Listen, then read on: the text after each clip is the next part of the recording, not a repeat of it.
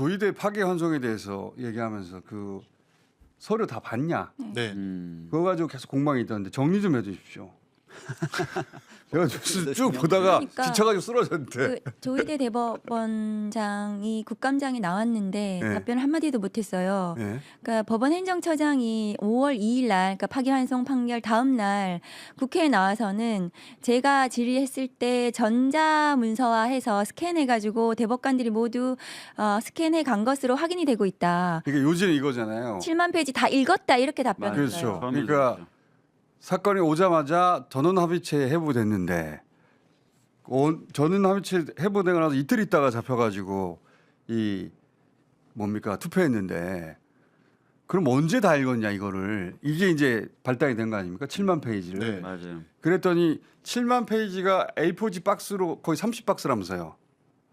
방에 가득 찬다면서요. 그거. 방해 가득 찼죠. 그렇죠. 예, 예. 예, 예. 그거를 이틀 만에 어떻게 읽었냐? 그 말이 안 되니까 전자 뭡니까 스캔해가지고 미리 읽었다. 거기서부터 네, 네. 출발이죠. 3월 그러니까 28일부터 읽었다. 분명히 스캔해서 그 가져간 것으로 확인이 되고 있다. 그리고 문서를 제출된 문서만으로 판결하는 경우는 없다. 전부 다 읽었다. 이렇게 그런 취지로 처음에는 그렇게 답변했다가 했어요. 그랬다. 그럼 이틀 만에 그게 다 가능한지 로그 기록을 내놔라고 했더니 전자기록으로 봤으면 누구가 해서 그렇죠. 봤을 당연히 거다. 로그 기록이 있으니까 로그 기록을 내놔라고 했더니 내놓지는 않고 그 전자 기록으로 읽었다는 것에 답변이 점점 후퇴되는 거예요. 그러면서 이제는 3월 27일, 그러니까 3월 28일 접수된 날부터 다음 날부터 한 달 동안 읽었다. 한 근데 달 동안. 종이 기록을 읽었는지 전자 문서를 읽었는지는 답변을 제대로 안 해주고 있어요. 지금. 그러면 이 30박스면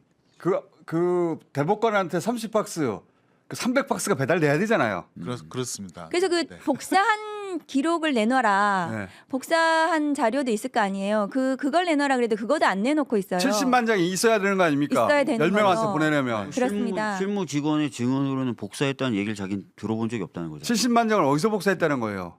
거기다가 지금 더 밝혀진 게 이게 지금 전자 문서가 무효화될 수도 있다는 지금 주장이 또 나오고 있거든요. 그러니까 전자 문서로 만약에 봤다 하더라도 그러면 그것은 무효인 문서를 본 거고 재판 연구관이 그걸 토대로 해서 뭔가 의견서 썼다 하더라도 무효인 서류를 아, 기반으로 전자문서로 보면 의견서를 무효예요? 썼다는 무효입니다. 얘기가 아, 그래요? 있어요. 네, 네. 예. 네, 시행이 형소법상 10월 10일부터 네, 그렇습니다. 종이문 올해 10월 네, 10일부터. 올해 10월 10월 20일부터이고요. 네. 그 아, 그래요? 모든 형사 사건은 종이 기록이 원칙입니다. 그건 법원 행정처장이 국감장에서 확인해 줬어요. 어허. 종이 서류가 원칙이고 전자 사본은 부수적인 것이다. 전자 문서는 그렇기 때문에 증거 조사는 종이 기록으로 해야 되는 것이 원칙인데 다만 그 법이 바뀌어 가지고 올 10월 20일부터는 대법원도 전자 문서로 가능하다. 근데 이거는 5월달에 일어난 이건 일이니까. 5월달에 일어난 일이니까 전자문서로 봤으면 그거 자체가 위법성 논란이 있을 수밖에 없는 거예요. 그러니까 그게 확인이 되니까 처음에 전자문서로 봤다고 했다가 답변이 바뀐 것이 아닌가 또 그런 바뀐 거. 그런 의심이 드는 아, 거죠. 지금 와서는 어떤 형태로 문서를 봤는지에 대한 얘기를 안 하고 있어요. 거짓말이니까. 전자 문서로 봤다는 얘기도 안 하고 종이 기록으로 봤다는 얘기도 안 해요. 전자문서로 네. 봤다고 하려면 로그 기록을 줘야 되는데 또 무효가 되는 거고. 무효가 될 뿐만 아니라 로그 기록도 없는 것 기록도 없는 것 같고 같고. 네, 네. 종이로 주려고 했더니 이게 7만 장씩 10명한테 줘야 되는 거 아닙니까? 네. 다 복사해서 줘야죠. 그럼 70만 장 아닙니까? 예. 70만 장을 어디서 했다는 거예요, 복사를? 복사기에 불이 나죠. 불이 나고 70만 장 복사가 네. 얼마나 많은데. 복사기 자체에 그게 다 저장이 돼 있죠. 복사를 그러면 했으면. 그리고 토너 기록이나 종이 기록이 다 있어야 돼요. 다 있어야죠. 근데 이 중요한 사건의 대법관들이 기록을 충실하게 받는지 여부에 대한 답변을 제대로 못하고 있을 뿐만 아니라 어제 보도에 보니까 또 대법관 2명은 그 사이에 또 외국 출장까지 갔다 왔더라고요. 그러면 이 중요한 사건, 그러니까 1심, 2심이 완전히 결론이 달라졌던 사건, 그리고 대통령 선거 기간 중에 그렇죠. 이 후보를 사건, 없애버릴 수도 후보를 있는 없애버릴 수 있는 이 사건에 대해서 대법원이 제대로 심리했는가? 저는 그것이 의심스럽습니다. 예. 지금 저는 그때 수요일 안한것 날 같아요. 대법원 현장 검증을 통해서 제가 느낀 것은 이것이 절차 위반 정도는 있었다라고 생각을 했는데 수요일 날 그때 보니까 이거는 절차 위반이 거의 무효에 달할 정도로 너무 하자가 크다라는 저는 확신이 들었고요. 맞아요. 대법관분들 기록 안 읽은 것도 확신이 들었고 그다음에 거기 보면은 이제 4월 22일 날 기록을 갖다가 올렸다는. 예, 원래 올려야 되는 거. 그게 올려야 되는데 그게 왜 그러냐면 대법원에서 이제 재판부를 미리 정해주면 이 당사자들이 그 인연 있는 변호사를 선임을 해서 집어넣는답니다. 그럼 그때 또 재판부를 막 교체를 하거든요. 그러니까 그거 하지 못하도록 처음에는 관리 재판부만 딱 관리 주심 재판부만 갖고 있다가 그다음에 피고인이 변호인 선임해서 상고이소 제출하면 그때 주심 재판부를 그러니까 변호인이 이쪽에 누가 판사가 되는지 보고 대응하지 못하도록. 예, 대응하지 못하도록 주심을 선정을 안 하고 가만히 있다가 그래 하거든요. 근데 이재명 그때 대통령 후보께서 4월 21일인가 그때 변호사를 선임해서 상고이소를 냈단 말입니다. 그러니까 변호사가 그때 딱 확정이 되니까 그때 이제 주심 재판부를 정한 거거든요. 정하고 그날 오후에 전원 합의를 네. 넘기고 이렇게 그러면 된 건데. 그때까지는 사실 주심 재판부가 정해지지 않았으니까 읽으면 안 되거든요. 맞아요. 그런데 바로 정해놓고 그냥 전환합치로 돌렸다는 거 아닙니까? 읽지도 않았어요, 근데. 그것도 그랬더니 뭐예요? 법원행정처장이 아무도 안 3월 읽은 거예요. 예. 3월 28일부터 기록을 보기 시작했다는 그건 거예요. 말이 안 되죠. 그렇게 친다면 서울중앙지검에 사건이 접수가 돼요. 그러면 서울중앙지검의 검사들이 전부 다 나 그 사건 궁금해. 다 복사해와. 갖고 와서. 다 봐도 된다는 거예요. 그 아. 논리가 맞으려면 주심 대법관이 지정되기도 전에 모든 대법관이 그 기록을 읽을 수 있다면 중앙지검에 접수되는 모든 사건의 검사들이 그 기록을 사건 기록을 나 그 사건 궁금해. 나한테 배당될지도 모르니까 기록을 보고 싶어. 이렇게 해도 적법하다는 건데 그건 위법입니다. 절차적으로는 말이 안 되는 소리를 계속 하는 거구나. 계속 하고 있어요. 무효입니다. 네. 예. 그 서울 고등으로 가면 대법원에서 이게 했던 일들이 예. 이렇게까지 무리한 그 우리가 누가 봐도 거짓말인 것으로 보이는 이야기를 하는 이유가 숨기려는 거잖아요. 숨기려는 거죠. 진실을. 네. 진실은 그러니까 대법관들 아무도 읽어보지도 않았고 실제로는 그 조희대 대법원장 마음대로 판결을 가져가려고 했던 거죠. 결론을 이미 내놓고 들어가서 네. 판결을 내버려 결론을 나한테 정해놓고. 맡겨달라고 하고 그렇게 해버렸다. 네. 이거 아닌가요? 그게 근데 가장 유력하고 예. 그게 진실인데 그렇게 말을 못하니까 지금 온갖 거짓말들을 하는 거 아닙니까? 그렇습니다. 네. 그렇게 보이죠 지금. 예. 그래서 이제 그게 오늘 의심됩니다. 저희 이제 민주당에서 사법 개혁안을 발표를 하는데 물론 이제 좋은 것도 있지만 아쉬운 거는 지금 이제 가장 문제가 조희대 대법원장의 어떤 일극 체제, 독재 체제, 사법부 내부에서의 판사들의 독립이 제일 중요한 이슈인데 조희대로부터의 독립도 안 이루어진 거지 지금. 그렇습니다. 예. 네. 지금 조희대 대법원장이 예컨대 이제 뭐 법원행정처장, 또 인사 담당관, 또 법원장, 수석 부장판사, 그다음에 그걸 통해서 구속영장 전담, 그다음에 서울 형사중앙법원 그 형사합의 재판장을 다 임명을 다 해서 임명할 자기 수 있어요. 뜻대로 다 이거를 할 그러니까 수가 사법부의 있어요. 독립, 법관의 독립 얘기하려면 예. 조희대로부터의 독립도 얘기해야 돼요. 그게 내부- 가장 내부로부터의 독립을 계속 그래서 저희들이 얘기해 왔던 거고 아마 지금 말씀하시는 게 그래서 법원 행정처가 그 통로가 되고 그 기구가 되는 거예요. 장악의 수단이 되고 그래서 대법원장의 오른팔이죠. 네, 그래서 법원 행정처를 저희 때 21대 때 수평적인 회의체로 바꾸자. 대법원장 마음대로 못하도록 그렇게 했는데 아쉽게도 우리 당 사법개혁안에서 이게 빠지고 네. 이게 핵심인데 빠지면 지금 어떻게 돼 있어요? 만들어진 게 현재까지는. 지금 뭐 대법관 증언이랑 그다음에 뭐 판사 법관 평가제도 개선, 하급심 판결물 공개 범위 확대 이런 건데요. 사실 제가 볼 때는 지금 당장 필요한 핵심은 법원행정처를 사법행정위원회로 바꾸어서 수평적 기구로 예, 수평적 기구로 바꾸어서 그냥 외부인이 참가 예산이나 인사는 외부인이 그러니까 참가 국민이 대법원장 참가 혼자 다 마음대로 못하게. 네. 못하게 예, 네. 그게 핵심입니다. 그 나아가서 이제 재판 소원도 중요한 저는 개혁안이라고 재판 생각하거든요. 소원을 설명 좀 해주십시오. 이거 생소한 개념인데 우리는. 재판 소원은 그 법원 판결 과정에서 국민의 기본권을 침해하는 경우, 예컨대 지기현 판사 같은 경우에는 윤석열에 대해서만 구속기간 계산을 형사소송법을 위반해서 시간으로 했죠. 시간으로 계산을 했단 말이죠. 그런 거 그것은 다른 그러면 구속된 피고인하고는 평등권을 위반한 거 아닙니까? 그렇죠. 침해한 것이 아닙니까? 그 사람한테는 특혜를 준 거니까. 그렇습니다. 그래서 지기현 재판 같은 경우에 국민의 기본권이 침해되었기 때문에 그것이 대법원까지 확정이 되더라도 국민은 그러면은 그 구제할 방법이 없어요. 그런 경우에는 헌법재판소에서 그 재판에 대해서 다시 재판의 판결조차. 그렇습니다. 그러니까 이렇게 되면은 3심 했는데 이것은 이 재판 결과 자체가 소원 대상이다. 그렇습니다. 그렇게 삼을 수 있게. 그래서 그럼 판사가 헌법재판소 앞에 가가지고 소명해야 되는 거예요? 그러니까 판사의 판결에 대해서 기본권 침해 여부에 대해서 헌법재판소에서 판단을 하는 것이죠. 그러면 그 판결이 취소가 되는 것입니다. 그 대법 확정이 됐는데도 헌법재판소가 때에 따라서는 뒤집을 수 있다. 그런 거네요? 네, 그래서 이번에 어. 헌재 제가 그 국정감사 때 헌재 사무처장한테 질문했고 대상이 될 수 있다고 답변을 했거든요. 근데 재판 소원은 저는 사법개혁의 중요한 한 축이라고 또 생각합니다. 대법에서는 네. 재판 소원은 지금 사실 헌재 결정내로 일부 인정되고 있어요. 근데 이제 이거를 명확한 기준을 잡고 하려면 입법적인 조치가 필요하다는 얘기는 옛날부터 있어왔기 때문에 논의할 필요가 법원에서 있고요. 싫어하겠네요. 법원에서는 되게 싫어하죠. 그러니까 그다음에 사법행정위원회 잠깐 말씀드리면 사실 21대 때 가합의가 됐었어요.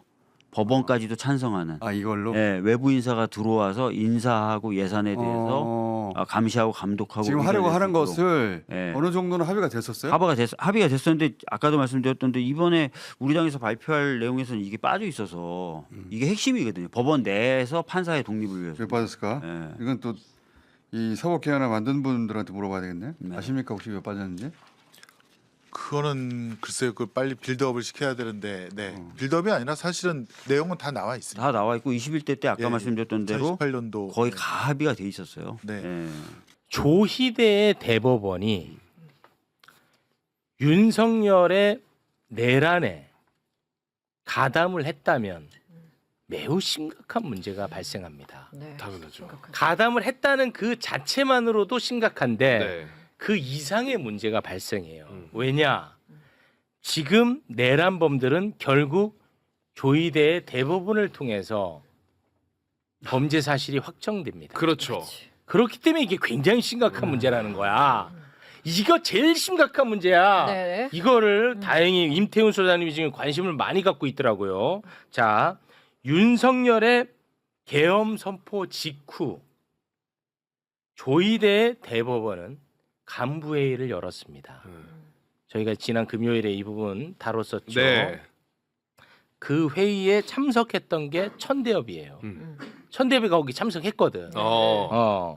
근데 천대엽이가 이번 국정감사장에서 나와서 이 회의와 관련해서 약간의 말실수 비슷한 걸 하지 않았습니까? 네. 계엄에 따라서 해야 할 일이 우리가 해야 할 일이 있고 조치할 게 있으면 그런 걸 좀 알아봐야 되는 것 같이 그런 뉘앙스로 발언했거든요. 네. 너무나 중요한 자백이기 때문에 그 영상을 일단 잠깐 다시 보고 오겠습니다. 그날 법원도 긴급회의를 열었어요. 법원은 왜 긴급회의를 열었죠? 당연히 계엄이 만약 합법적이었다면은 저희들이 이제 계엄에 따라야 될 조치가 있고 또 이제 사법부의 그렇죠. 작동이 정지되기 때문에 저희들로서는 굉장히 시급한 상황이었습니다.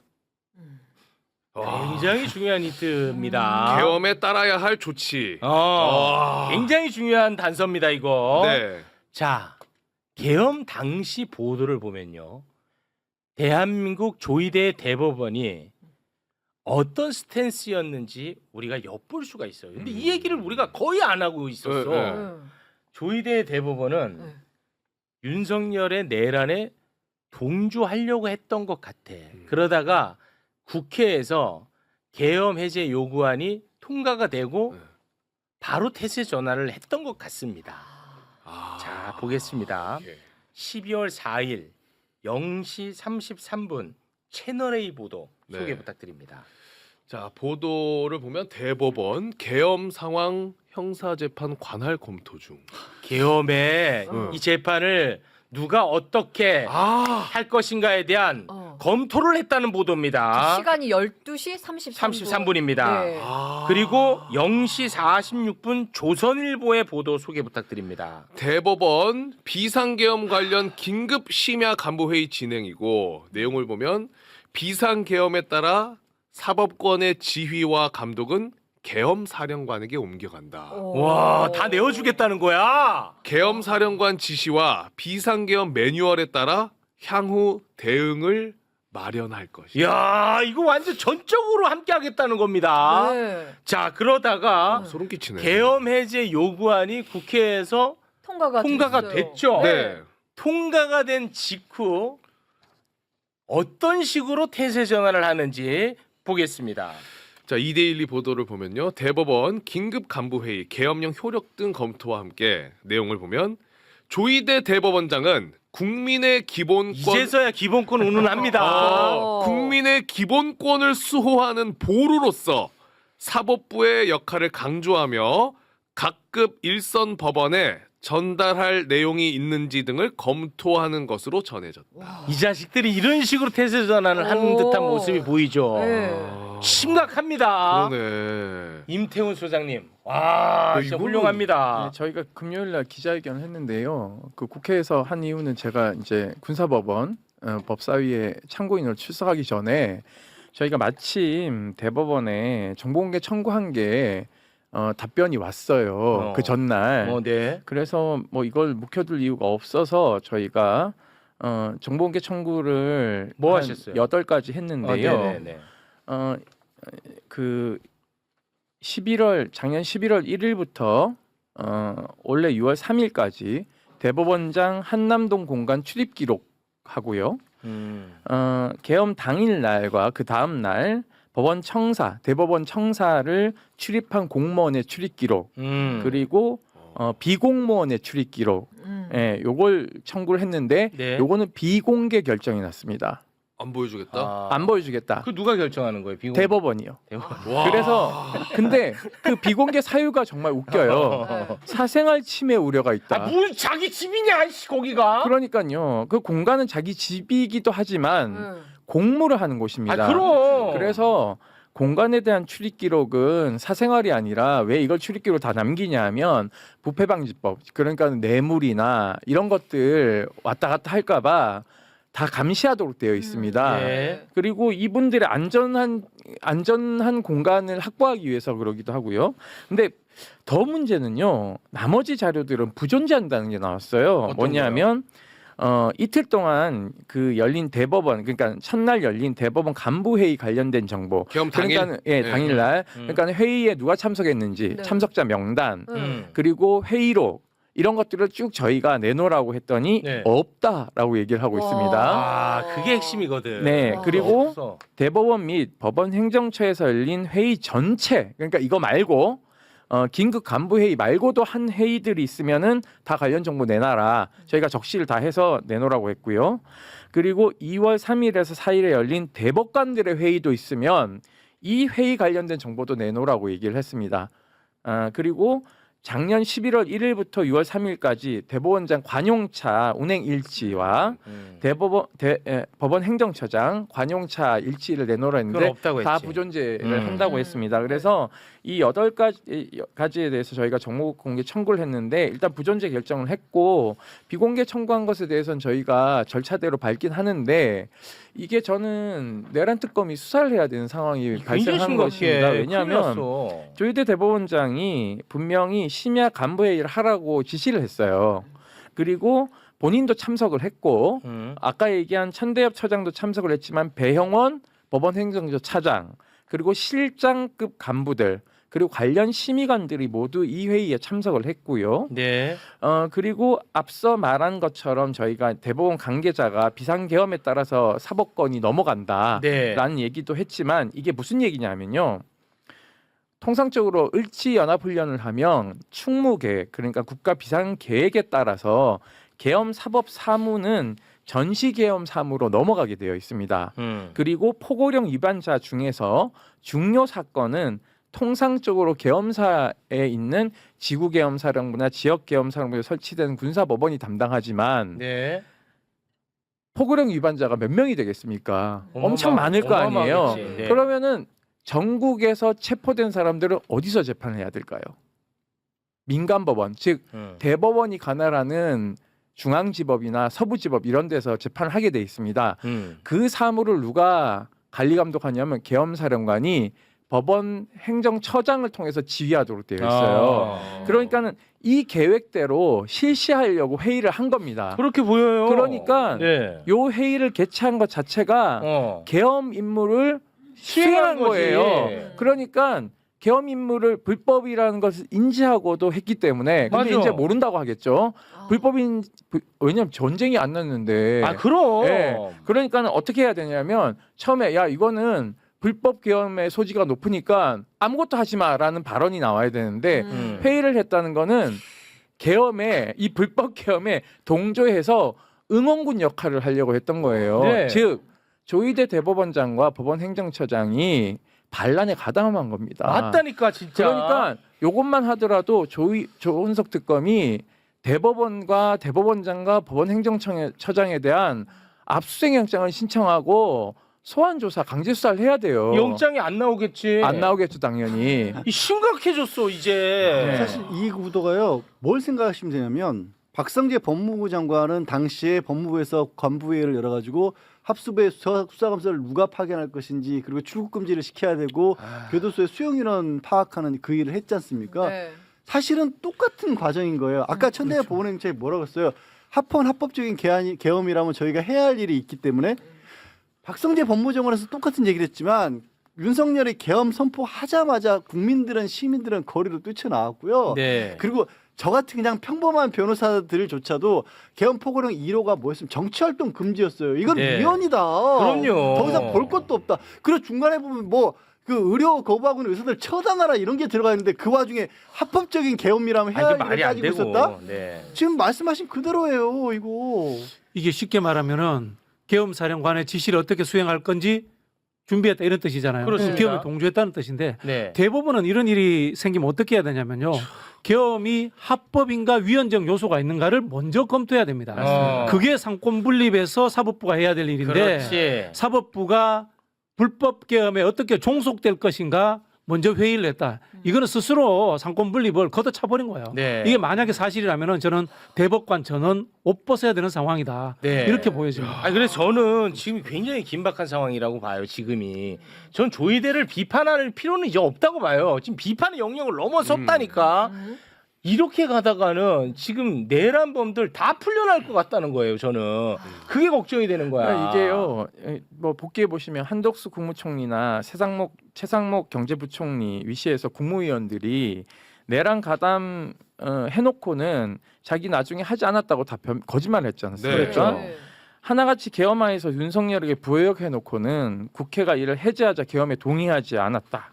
라는 변명을 늘어놓고 있어요. 그러니까 특검 수사 결과 거짓말로 들통나고 있는 것이 현실인데 대법원 간부 회의와 관련된 대법원의 언론 대응 역시도 사실은 계엄 해제 이전과 이후가 지금 다르게 나오고 있지 않습니까? 네. 그래서 조희대 대법원장의 내란 부역 문제는 단순한 의혹 수준으로 넘어갈 문제가 저는 아니다. 전혀 아니야. 사전에 계엄 계획을 인지하고 있던 박성재 법무부 장관과 소통한 뒤 계엄 선포 후 즉시 긴급 간부회의를 소집했던 심우정 검찰총장처럼 조희대 대법원장 역시 사전에 계엄을 인지하고 있다가 간부회의를 지시한 건 아닌지 그리고 계엄 선포 후 열린 간부회의에서 어떤 대책을 마련하고 있었던 것인지 이게 명명백백하게 밝혀야 될 지점이 있는데 문제는 지금 한덕수, 최상목 국무위원들에게 그랬던 것처럼 내란 특검은 즉시 조희대 대법원장과 대법원 아까 압수수색해야 된다 그랬잖아요. 네. 이거를 좀 안 하고 있는 것 같고 대법원은 그러니까 사법부의 독립성을 강조하면서 그 뒤에 본인들 반란에 가담한 뭐 반란에 가담하지 않았다 하더라도 불법 계엄에 내응해서 동조한 것에 대한 정보를 모두 싹 감추고 지금 이 시기가 빨리 지나가기를 바라는 사람들 같아요. 아, 이거 큰일 났다 진짜. 이거 어떡하냐 이거. 저런 인식을 가지고 있었으니까 이재명 당시 후보에 대한 재판도 그런 식으로 나올 수밖에 없었던 거예요. 아, 이거 큰일 났어. 근데 공무원은 지금 상황이. 회의로 회의 자료로 말한다고 하거든요. 아. 간부 회의가 있었으면은 그 간부의 회의 자료를 내놔야 됩니다. 사실 저거는요 사법부 독립하고도 상관없어요. 재판 내용도 재판도 아니잖아. 그렇습니다. 근데도 사생활의 비밀을 보고 아, 이거 심각합니다. 저희가 지금. 절차대로 저희가 이제 비공개 처분한 것에 대해서 법적 대응을 할 텐데 그게 기간이 좀 걸려요. 그리고 어차피 이게 예를 들면은 행정소송에 들어가도 굉장히 시간이 오래 걸리지 않습니까? 그 기간에 본인들의 범죄의 이력을 다 감출 수 있기 때문에 저는 강제 수사를 해야 되는데요. 저희가 지금 이걸 이제 심각하게 검토를 하고 있어요. 이 내용대로 조희대 대법원장을 고발할 수 있을지 말지 이런 것도 내부적으로 법적 검토는 하고 있습니다. 워낙 저희도 사법부의 수장이기 때문에 네. 고발을 하려면 법리적 검토를 촘촘하게 해야 되는 상황이라서 네. 저희 내부의 이제 법조인들도 약간의 초유의 사태를 맞이한 것 같은 분위기로 이 문제를 심각하게 들여다보고 있습니다. 아니 근데 그거에 앞서서 우리 저 교수님 내란 재판부가 설치가 돼야 될 것 같은데요. 그래서 이제 뭐 특별재판부 이야기가 나왔던 것 아니겠습니까? 네. 네. 한번 다시 이야기를 꺼내볼 필요가 있는 것 같아요. 그리고 그거 아니면 답이 특별법 없어. 이야기도 뭐 지금 좀 다시 나와야 됩니다. 왜냐하면요, 일단 김건희 특검 같은 경우는 양이 너무 많아요. 네. 너무 방대하기 때문에 이거 며칠 사이에 해결될 수 있는 문제도 아니고 네. 여기에 또 이제 관련되는 게 직위원 문제인데요. 많은 분들이 걱정하는 것이 직위원이 재판을 제대로 할 것인가라는 우려를 하고 있잖아요. 네. 자, 그럼 직위원이 이 자리에서 물러나 버린다. 그럼 또 어떻게 되냐면은 윤석열 구속기간 문제가 또 애매해집니다. 이런 복잡한 것들을 한 방에 해결할 수 있는 게 저는 특별법이다라고 보고 있습니다. 근데 내란 네. 특별재판부 같은 경우에 반드시 필요한 게요. 지금 이게 각건 비슷하게 다 쪼개져 있습니다. 그래서 그 윤석열 재판만 하더라도 지금 크게 두 개로 쪼개져 있고, 김용현 같은 경우에 두 개로 쪼개져 있고, 그래서 판사들이요 지금 여러 명이에요. 그러면 이 사건이 명백한 내란 재판이 되어야 되는데 특수공무집행방해나 이런 것들은 다 쪼갈려져 있기 때문에 이게 각형이 나면은 사실 좀 어렵다. 그리고 한 재판부에 전범 재판하듯이 모두 몰아넣고 한눈에 보게끔 선고를 해야지 제대로 된 판결문이 나오는데 지금 직위원 재판장의 문제가 아니라 이 재판 자체가 쪼개져 있는 것이 일부러 국민들 관심 사이에서 멀어지도록 시무적이지 않은 판에서 지금 우리가 공소를 행사하고 있는 게 가장 큰 문제입니다. 그렇기 때문에 이걸 빨리 국회가 내란 특별재판부로 해서 일괄되게 재판부, 그러니까는 1심뿐만 아니라 항소심 재판부도 내란 특별재판부가 구성해서 재판 절차를 하나로 압축해서 완벽성을 가하게끔 저는 해야 되는데 네. 이게 지금 국회에서 잘 논의가 되고 있지 않는 것 같아서 좀 걱정입니다. 알겠습니다. 그러니까 이렇게 이제 행정부의 쿠데타가 실패로 돌아가니까 아까 말씀하신 것처럼 조이대 사법 쿠데타가 일어난 거 아니겠느냐. 우리가 이제 그렇게 의심을 하는데 아니, 지금 제가 그렇게 의심할 수밖에 없는 하나의 근거 중에 하나가 또 박성재 영장 기각한 박정호 부장판사 있잖아요. 박정호 부장판사 영장 기각 사유가 계엄이 정당한 것이 아닌지에 관해서 박성재는 몰랐을 수 있다. 그렇습니다. 네. 똑같은 인식이잖아요. 지금 인식이. 같아요 지금. 네. 같다니까. 같아요 저게. 그래서 이제 조이대의 난이 발생한 것으로 우리가 의심하고 있잖아요. 네. 조이대 반응 다시 한번 좀 올려주시겠습니까? 이게 이제 뭐 있을 수 없는 일이잖아요. 이제 그러다 보니까 자기들이 시간 벌기 위해서 아니 3월 28일에 급하게 봤다. 뭐 그것도 물론 다 뭐 말도 안 되고 다 문제인데 네. 이런 와중에 MBC가 아주 엄청난 또 보도를 했어요. 네, 그 얘기해 주신 것처럼 대법원은 그래 우리 3월 28일부터 봤다 이거잖아요. 그런데 네. 봤더니 대법관 중에 2명을 좀 얘기하겠습니다. 권영준 대법관이 3월 29일부터 4월 10일까지 13일간 호주, 칠레, 미국을 출장 다녀왔고요. 야, 13일 동안 해외로. 그리고 또 한 명의 대법관 신숙희 대법관도 신숙희 4월 7일부터 19일까지 13일 동안 남아공과 아일랜드 해외 출장을 다녀왔어요. 재판관이 공석 2명이나 해외에 있었던 거예요. 13일을 각각. 35일 중에. 그런데 천대엽 처장은 이런 얘기 계속했었죠. 모든 대법관이 기록을 보기 시작했다.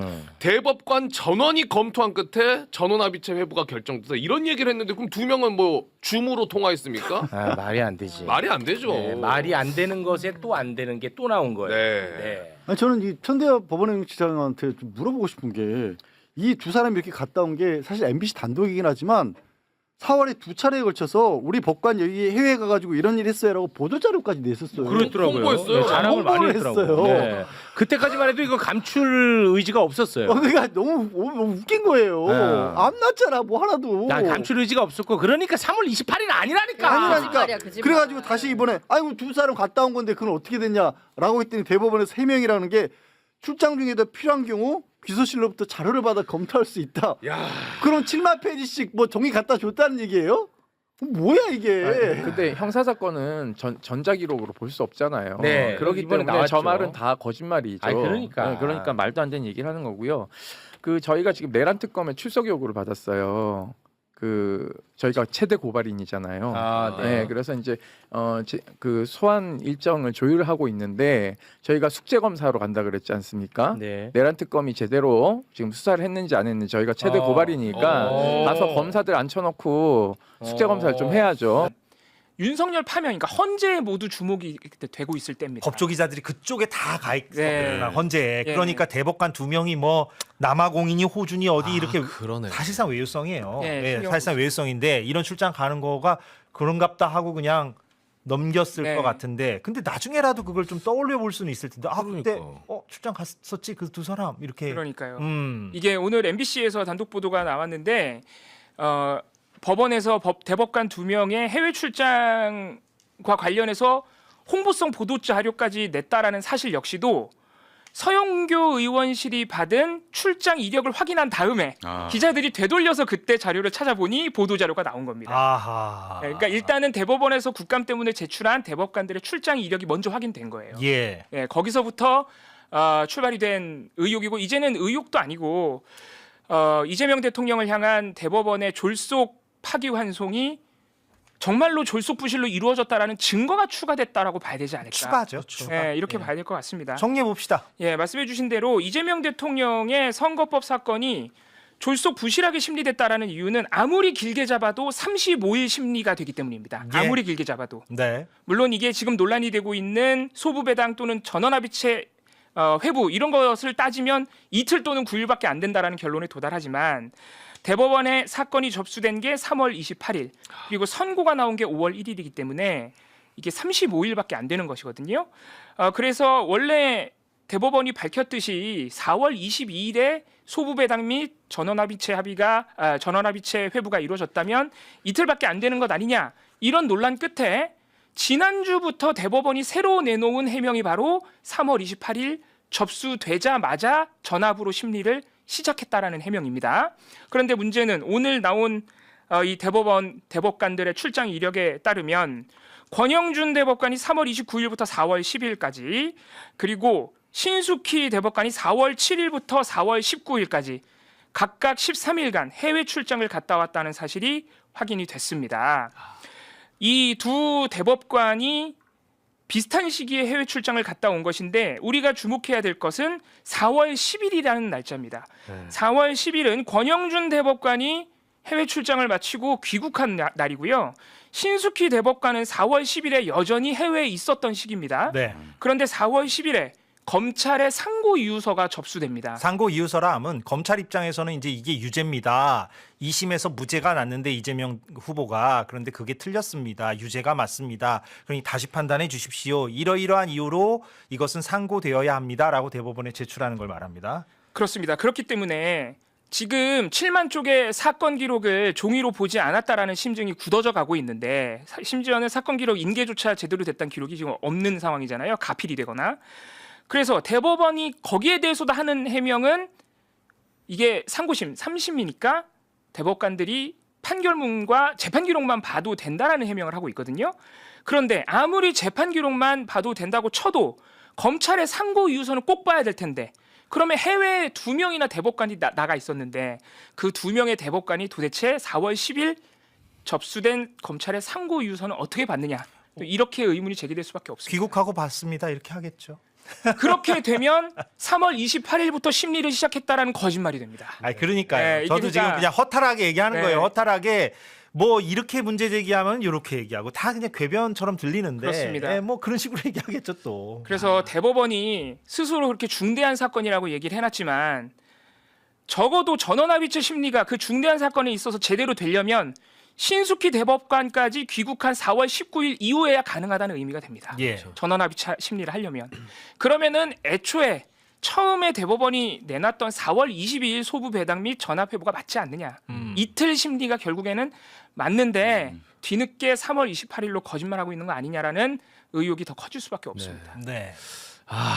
너무 한편으로는 아쉬운 게 제가 찾아보니까 그 보도들도 당연히 보도들이 있었죠. 다 났더라고요. 네. 홍보자 그 보도자료 보도자 나왔을 때 나왔을 네. 때 지금 저도 4월 17일에 권영중 대법관이 10일 날 미국 가서 이제 뭐 방문하고 이런 게 보도가 다 있어요. 왜 이거를 놓쳤을까? 그러니까. 아, 그런 아쉬움은 저도 마찬가지로 좀 아, 있습니다. 그때는 여기에 뭐 관심이 없었고 또 하나는 그 설마 대법원이 대선 전에 이것을 상고심 결론을 내릴 가능성은 거의 뭐 0%라고 봤기 때문에 하긴 네. 맞아요. 예. 주목을 안 하고 있어요. 주목을 안 할 수밖에 없었죠. 근데 네. 덜컥 그냥 결론을 내버린 거 아닙니까? 5월 1일에. 네. 그때 당시에는 아마 파기환송이라는 그런 것보다는 이렇게 빨리 왜 잡았을까? 뭐 그러면은 무죄 취지로 아무래도 2심에서 무죄가 났기 때문에 그렇게 결론날 가능성이 아니 그 결론을 내린다는 건 언제 고지가 됐죠? 그게 소부 배당 및 전압 심리가 시작된 게 4월 22일. 22일. 4월 24일 날 표결에서 결론 내려보죠. 이틀 만에. 예. 그리고 하루 이틀 더 있다가 선고를 5월 1일에 하겠다고 발표를 합니다. 맞아요. 그러니까 신숙희 대법관이 귀국할 때까지도 대법원에서는 이재명 대통령 사건을 언제 처리한다는 소식이 없을 때. 그러니까 4월 말에서야 선고한다는 얘기가 있었고 그래서 사실은 두 가지의 예측이 있었죠. 민주당 지지층에서는 하나는 이렇게 신속히 하는 거 보니까 그냥 원심 그대로 가나 보다. 좋다. 그래 그게 맞지. 무죄구나. 무죄 확정이구나. 그게 하나가 있었고 또 하나는 뭔가 이거 이상하다 기류가. 그렇죠. 정상적으로라면 이거를 대선 국면에서 판결할 리가 없는데 선고할 리가 없는데 이거 이상하다. 혹시나 이거 뭐 이상한 결론 내리는 거 아니야? 이런 우려. 양갈래가 이제 있었던 거 아닙니까? 네. 그래서 사실은 최근에 국민의힘 쪽 패널이나 보수 진영에서 나온 패널들이 이런 주장은 해요.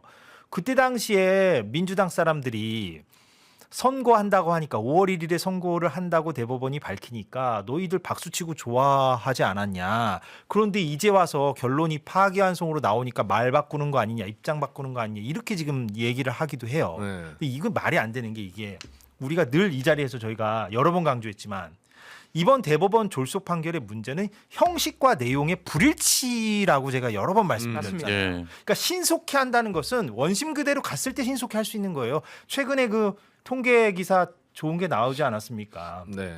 35일 안에 형사 재판이 그냥 그대로 3심에서 결론이 그대로 원심 그대로 난 경우가 대다수다. 1884건인가 그럴 거예요. 네. 한 건만 파기환송인데 그게 이재명 사건이다. 예, 그러니까 형식과 내용이 불일치하니까 이게 우리에게 이렇게 충격을 주고 분노를 사는 거 아니겠습니까? 그렇죠. 그러니까 거기서 그런 식의 문제 제기를 하면 안 되죠. 네. 보수 진영 패널들이 그거는 좀 뭔가 호도하는 거죠. 예. 네. 그래서 이렇게 두 대법관이 해외 출장을 13일이나 가 있었고 동시에 간 것도 아니고 따로따로 가서 대법관이 다 채워진 적이 없었던 겁니다. 사실상 4월 한 달간. 그런데 보도자료까지 2번 다 냈단 말이에요. 아까 그래서 우리가 보도자료 얘기도 잠깐 했었는데 대법원이 그때 당시에 이게 그냥 보도자료도 아니고 대단히 홍보성 그 보도자료였어요. 네. 예를 들어서 신숙희 대법관 같은 경우에는 세계 여성법관협회에서 처음으로 이사가 됐다. 이런 홍보성 보도자료였거든요. 예. 그래서 그걸 되돌려서 생각해 보면 그때 당시에 해외 출장에 대해 홍보성 보도자료를 냈다는 것도 그 4월 그 당시에 심리를 안 하고 있었다라는 반증이라는 추정도 가능합니다. 예. 대법원에서는 나중에 이게 이렇게 졸속 심리가 문제가 되거나 정치적으로 엄청나게 비판을 많이 받을 것이라는 예상을 했다면 그래서 이때 만약에 심리를 하고 있었으면 그런 예상을 했을 거 아니에요. 그럼 보도자료 안 냈겠죠. 네. 쉬쉬했겠죠.